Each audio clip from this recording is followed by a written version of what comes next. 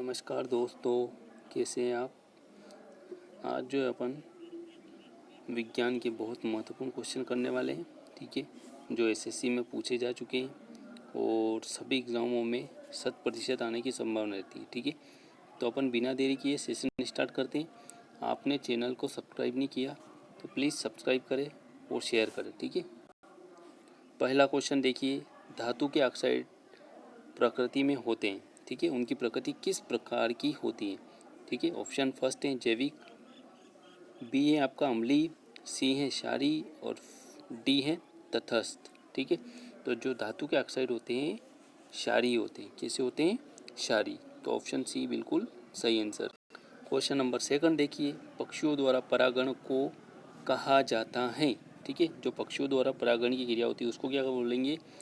Option first A है ornithophily, B है anemophily, सी है ऑटोगेमी और डी है एंटमोफिली। ठीक है, तो पक्षियों द्वारा जो परागण की क्रिया होती है उसे ऑर्निथोफिली कहते हैं। क्या फील बोलते हैं? ऑर्निथोफिली। क्वेश्चन नंबर थर्ड देखिए, निम्न में से कौन सी गैस रक्त के ऑक्सीजन ले जाने की क्षमता को कम करती है। ठीक है, कौन सी ऐसी गैस है जिसके द्वारा ऑक्सीजन की जो ले जाने की क्षमता वो कम होती है। ठीक है, ऑप्शन ए है आपके पास नाइट्रिक ऑक्साइड, बी है नाइट्रस ऑक्साइड, सी है कार्बन डाइऑक्साइड और डी है कार्बन मोनोऑक्साइड। ठीक है, तो जो CO होती है कार्बन मोनोऑक्साइड वह ऑक्सीजन ले जाने की क्षमता को कम करती है रक्त की। ठीक है, ऑप्शन डी बिल्कुल सही है। क्वेश्चन नंबर 4 देखते हैं, निम्नलिखित में से उन कार्बन युक्त यौगिकों में से एक है जिसे कार्बनिक के रूप में वर्गीकृत नहीं किया गया है। ठीक है, ऑप्शन फर्स्ट ए है नाभिकीय अम्ल, बी है प्रोपेन, सी है मीथेन और डी है साइनाइड। ठीक है, तो इसमें आपका ऑप्शन फोर्थ जो है साइनाइड बिल्कुल करेक्ट है। क्वेश्चन नंबर 5 देखिए, मार्बल कैंसर क्या है। ठीक है, ऑप्शन ए है संगमरमर की खदानों के कारण मिट्टी का क्षरण, बी है संगमरमर की खदानों के कारण पशुओं में होने वाला रोग, सी है अम्ल वर्षा के कारण संगमरमर का क्षरण और डी है खदानों में काम करने के कारण मानव में होने वाला कैंसर। ठीक है, तो इसमें आपका ऑप्शन सी जो है बिल्कुल सही है, अम्ल वर्षा के कारण संगमरमर का क्षरण होना। ठीक है, क्वेश्चन नंबर 6 देखते हैं, बेरिएटिक सर्जरी किसी व्यक्ति में परिवर्तन करती है।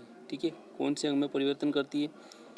ऑप्शन फर्स्ट है नाक, सेकंड है हृदय, थर्ड है पाचन तंत्र और फोर्थ है फेफड़े। ठीक है, तो बेरिएटिक सर्जरी जो होती है अपने डाइजेस्टिव सिस्टम जो होता है उसमें परिवर्तन करती है, पाचन तंत्र में। ठीक है, क्वेश्चन नंबर 7 देखते हैं, सेब में निम्न में से कौन सा अम्ल पाया जाता है। ऑप्शन ए है मैलिक अम्ल, बी है नाइट्रिक अम्ल, डी है फार्मिक अम्ल सी है फार्मिक अम्ल और डी है सल्फ्यूरिक अम्ल। ठीक है, तो जो सेब होता है एप्पल में आपका मैलिक एसिड प्रेजेंट होता है। ठीक है, मैलिक एसिड पाया जाता है। क्वेश्चन नंबर 8 देखते हैं, प्रकाश संश्लेषण के दौरान हरे पौधे सूर्य के प्रकाश ऊर्जा का उपयोग कार्बन डाइऑक्साइड और पानी से को संश्लेषित करने के लिए करते हैं। ठीक है, किसको संश्लेषित करने के लिए करते हैं वो अपने को बताना है ना, फोटोसिंथेसिस के दौरान। ऑप्शन ए है ग्लूकोज, बी है सुक्रोज, डी है सी है गैलेक्टोज और डी है फ्रक्टोज। ठीक है, तो इसमें आपका ग्लूकोज बिल्कुल सही है।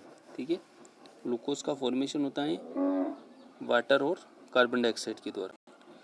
क्वेश्चन नंबर 9, रिकेट की कमी से जुड़ी बीमारी है, किसकी कमी से। ऑप्शन ए है विटामिन डी, बी है विटामिन सी ऑप्शन है आपका विटामिन बी, ऑप्शन डी है विटामिन ए। ठीक है, तो रिकेट जो है आपका विटामिन डी से जुड़ी हुई बीमारी, किससे? Vitamin D. क्वेश्चन नंबर 10, निम्न में से कौन सा विल्सन रोग का लक्षण नहीं है। ठीक है, ऑप्शन फर्स्ट है बोलने, निगलने या शारीरिक समन्वय में परेशानी, बी है आपका मांसपेशियों की कठोरता या अनियंत्रित गतिशीलता। ठीक है, सी है आपका पैरों या पेट में तरल पदार्थ का निर्माण होना और डी है रतौंधी। ठीक है, विल्सन रोग जो है रतौंधी के लक्षण, रतौंधी जो है आपके विल्सन रोग का लक्षण नहीं है ना। ऑप्शन डी बिल्कुल सही है। देखिए क्वेश्चन नंबर 11 शुरू में आपका डैश है, रिक्त स्थान। एक वैज्ञानिक शिक्षण जो पौधे, पराग और कुछ सूक्ष्म प्लवन के अध्ययन से जीवित और जीवाश्म दोनों से संबंधित है ना, दोनों से समान रूप से संबंधित है ना। ऑप्शन फर्स्ट है पूरा वनस्पति शास्त्र, बी है आपका मानव जाति वनस्पति विज्ञान, सी है वृक्ष का विज्ञान और डी है परागाणु विज्ञान। ठीक है, तो इसमें आपका ऑप्शन डी जो है बिल्कुल सही है। ठीक है, परागाणु विज्ञान।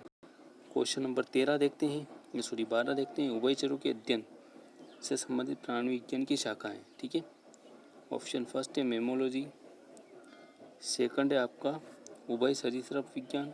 ठीक है,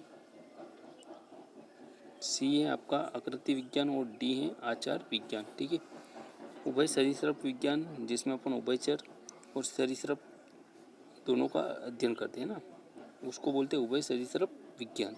तो ऑप्शन बी आपका बिल्कुल सही आंसर है। क्वेश्चन नंबर 13, एक माइक्रोस्कोप के माध्यम से देखे जाने वाले कोशिकाओं, ऊतकों और अंगों के माइक्रोटोमी का अध्ययन है। ठीक है, ऑप्शन ए है आपके पास जीवाश्म विज्ञान, बी है आपके पास उत्तक विज्ञान, सी है मत्स्य विज्ञान और डी है कीट विज्ञान। ठीक है, तो इसमें आपका ऑप्शन बी उत्तक विज्ञान बिल्कुल सही आंसर है। क्वेश्चन नंबर 14 देखिए, टीवी रिमोट कंट्रोल के सिद्धांत पर काम करते हैं।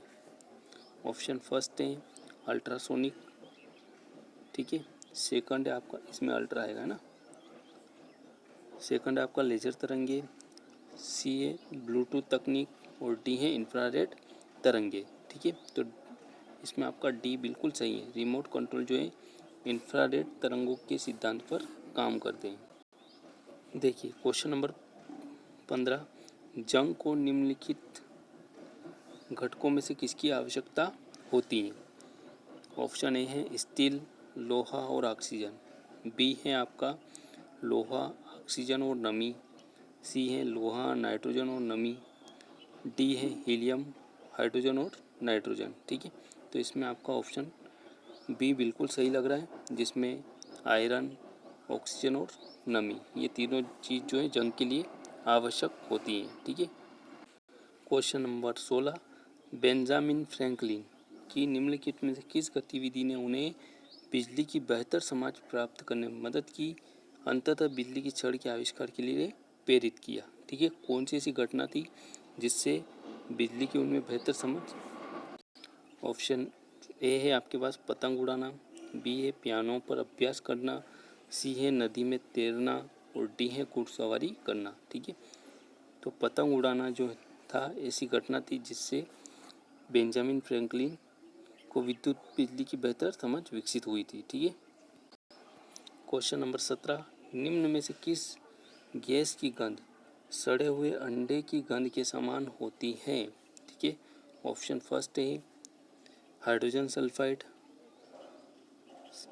सेकंड ऑप्शन है dimethyl cyclohexane, C option आपका क्लोरीन और डी है अमोनिया। ठीक है, तो हाइड्रोजन सल्फाइड की गंध जो होती है सड़े हुए अंडे के समान आती है। ठीक है, क्वेश्चन नंबर 18, किसी यौगिक को कार्बनिक यौगिक के रूप में वर्गीकृत करने के लिए किस तत्व का विद्यमान होना आवश्यक है। ठीक है, कार्बनिक यौगिक में कब वर्गीकृत कर सकते हैं।